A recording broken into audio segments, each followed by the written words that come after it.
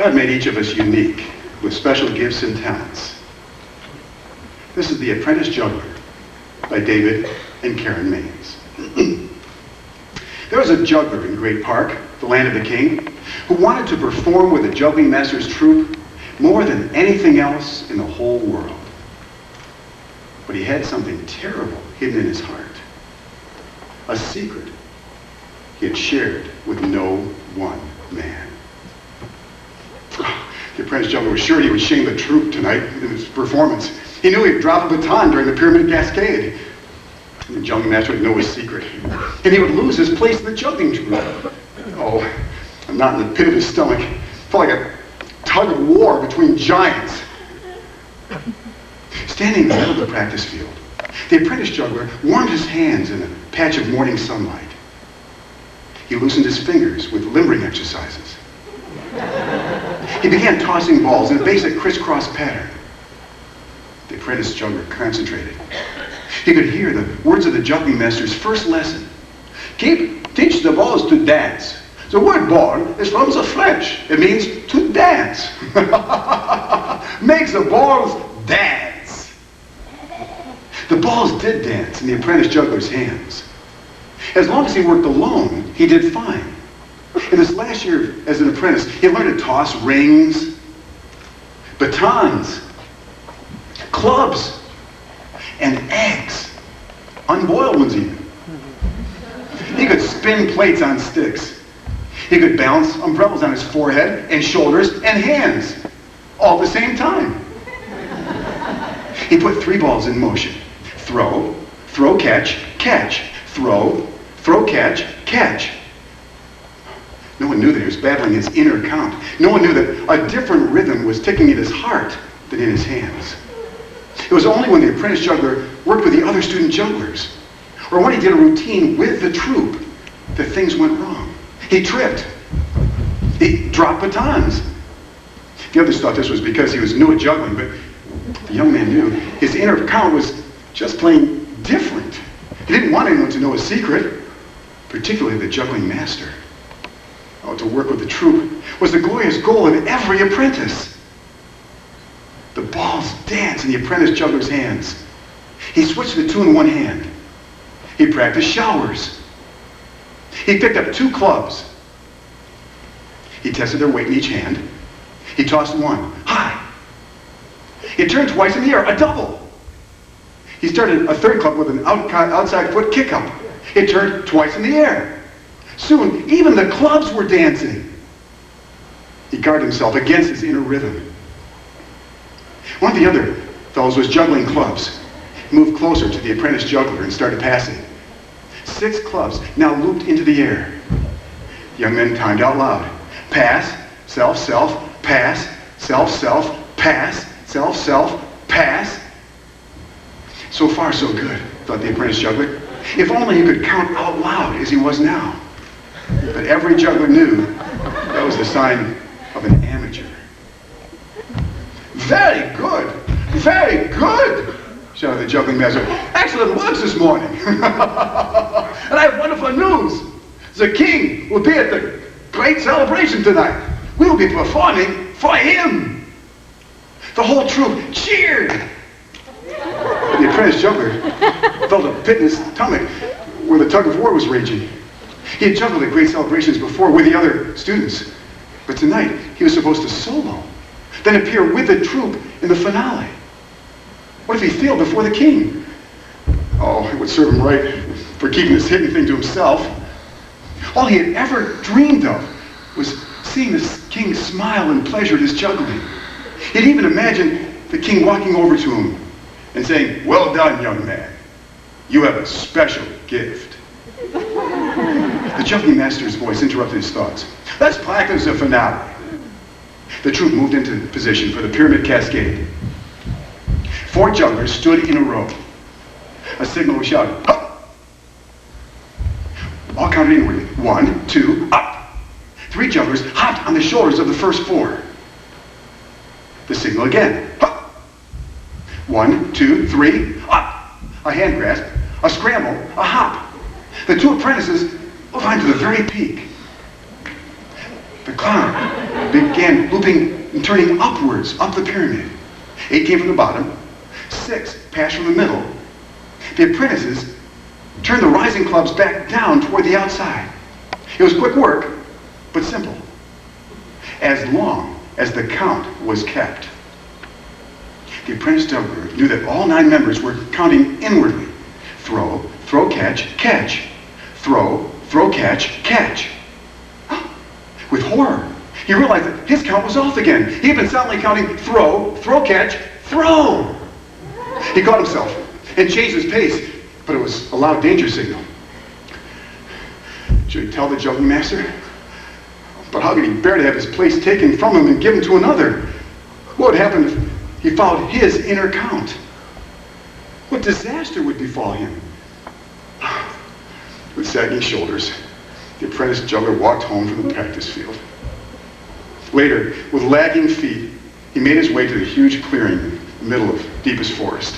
Here, the great celebration always took place, surrounded by the circle of sacred flames. The subjects of the king were beginning to gather in the inmost circle. The sacred flames had been lit, and they flickered and danced in a huge ring. Rangers, in their dark blue cloaks, stood posted around the ring. The music of celebration began. The apprentice juggler watched as the celebrants walked through the gateway of flames into inmost circle. Making entrance, the ceremony was called. He saw each one become real as he or she did so. For the sacred flames showed persons not as they appeared, but as they truly were. All disguises were gone. The laughter and the music and the joy called to the apprentice juggler, but he held himself back. How could he make entrance with this hidden thing in his heart? Wouldn't his secret be revealed when he went through the flames? The funny old caretaker walked through the flames. His form dimmed for a moment in the bright light. Then he made entrance. He became tall, straight, broad-shouldered, wearing the dark blue cloak and the silver clasp of a ranger. Caretaker was not what he seemed. He had become Ranger Commander, Chief Protector of the park, and intimate advisor to the king himself. The apprentice juggler squirmed. He remembered how Caretaker found him as a young child, hungry and abandoned, and had taken him to Mercy, who had loved and nursed him. He remembered how Caretaker and Mercy hated dark and hidden things. He decided to wait for the juggling master and tell him that he had a secret, that his inner count was different and dangerous to the troop. The apprentice juggler would ask if he could choose another for the finale. It was the only way. A sob shook his shoulders.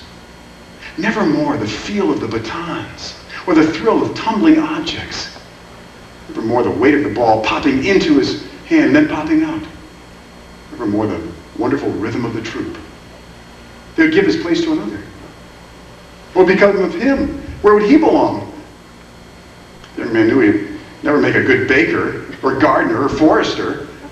He couldn't stand singing or dancing. He had absolutely no desire to be a ranger.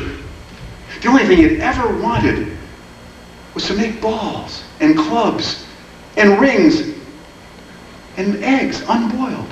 Dance. In anger, the apprentice juggler tossed the balls he had up in the air. He would keep his own time. Sure enough, the balls moved at awkward intervals. The juggling was not smooth. The rising and falling rhythms were hazardous. He had to tell his secret. He would never be like the other jugglers. A beggar was approaching the circle of flames. The man wore a brown cloak with a hood that covered his face. He carried a staff and limped. "Alms! Alms!" he cried. "Pennies for the poor! The poor!" The beggar stopped by the boy and asked, "Juggler, are you performing in the great celebration?" The young man shook his head. Suddenly, he wanted to stutter out his secret. He wanted to say, have something hidden in my heart.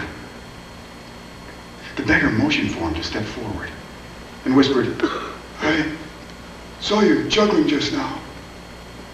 Keep your own count. Listen to the rhythm of your own timing.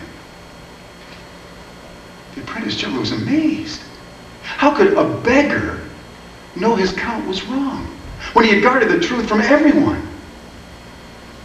The beggar laughed. He said, I understand. My rhythm is different too. With that, the beggar turned to make entrance. The boy heard the ranger shout, "To the king! To the restoration!" The form of the man was changed in the flames. He stepped into the inmost circle. A cry of recognition went out. People came running to welcome the new arrival. They shouted greetings and called one another. The apprentice juggler gasped. He had not been prepared for this becoming. The man stood there, changed. He was as tall as Ranger Commander and handsome. The light from the flame reflected its gold glints in his hair. He bent and swung a little child up to his broad shoulders. Mercy, young and beautiful, now that she had made entrance, ran from a place from within the circle and took his hand. She called to her husband, Ranger Commander, who came and saluted the king.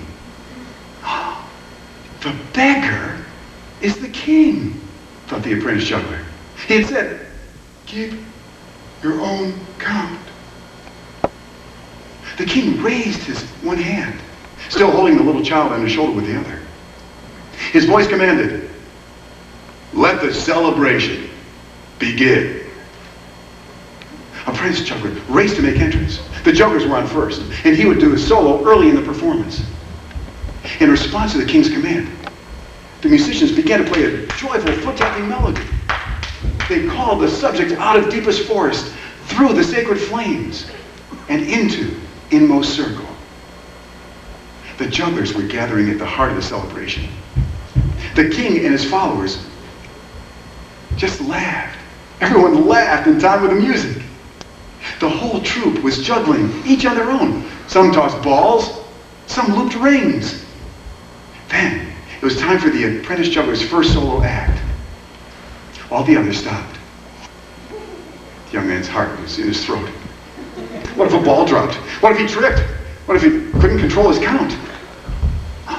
Then he remembered the beggar king and his words, "Listen to the rhythm of your own timing." He listened. A new count was rising in him, his own count. Joy came tumbling and filled his hands, his heart. The count was different from anything he had ever heard. Throw, throw, catch, catch, catch, catch, throw. Throw, throw, catch, catch, catch, catch, throw. He tossed an orange high into the air. Then another and another. He caught the first one right before it hit the ground. The crowd gasped.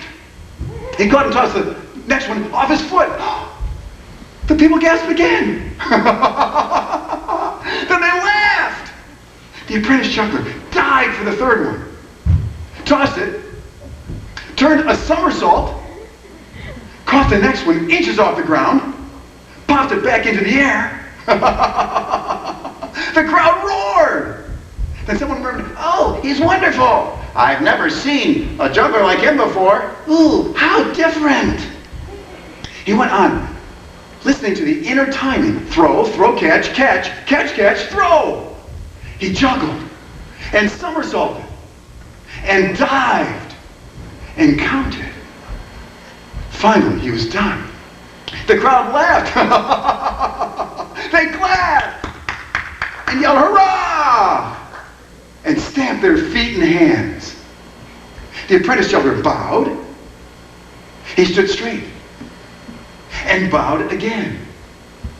This time when he looked up, he was looking directly at the eyes of the king. The king was smiling in approval.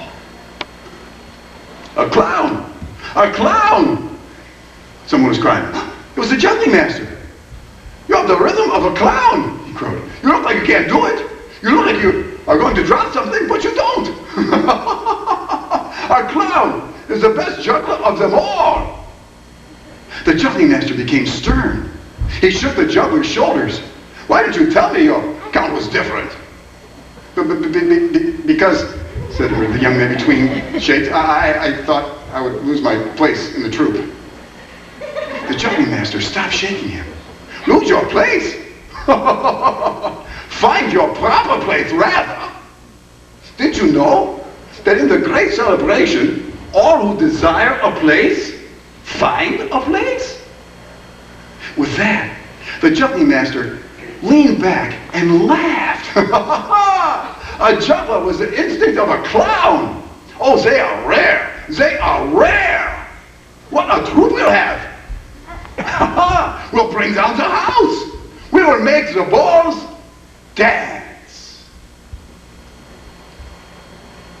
So the apprentice juggler found his place in the troupe, but he gave up one place and found a different place, because all who live by the inner timing that the king approves find a place in the kingdom all their own.